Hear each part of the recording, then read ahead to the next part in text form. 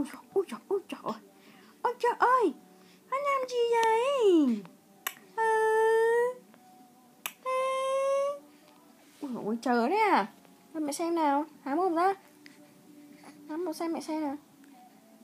Phải chờ không? Phải chờ sữa không?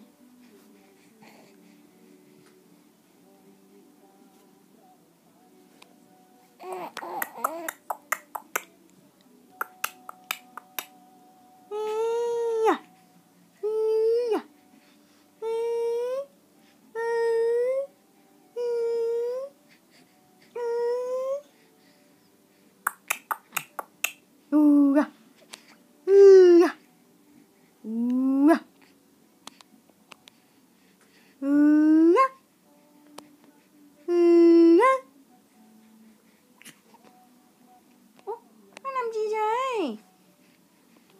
Ui, trong mồm có sữa rồi. Ra mẹ xem nào, nhè ra. Con nhè ra mẹ xem. Nhè ra mẹ xem nào.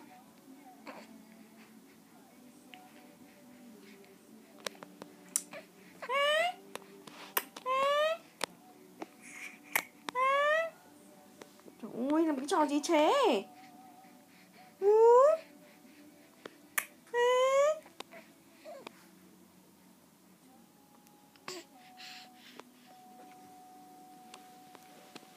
Thỏ còi ơi. Thỏ còi ơi. Cái gì ơi? Úi dồi ôi. Nó làm gì đây?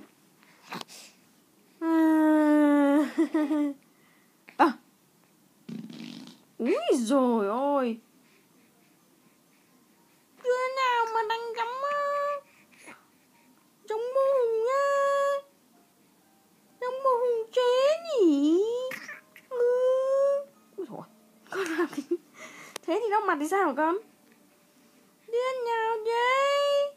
Đứa nào đánh giấm giống mô hùng chế?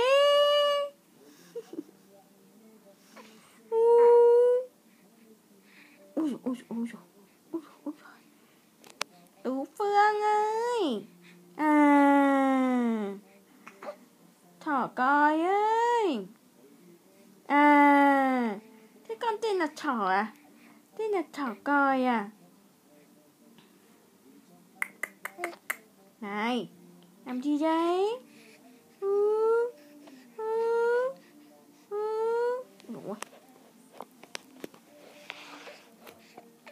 Con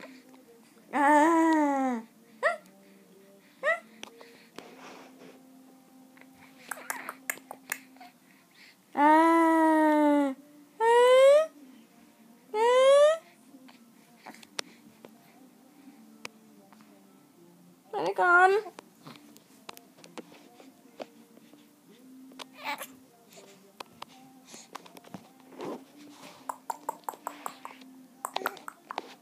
Tôi chết rồi.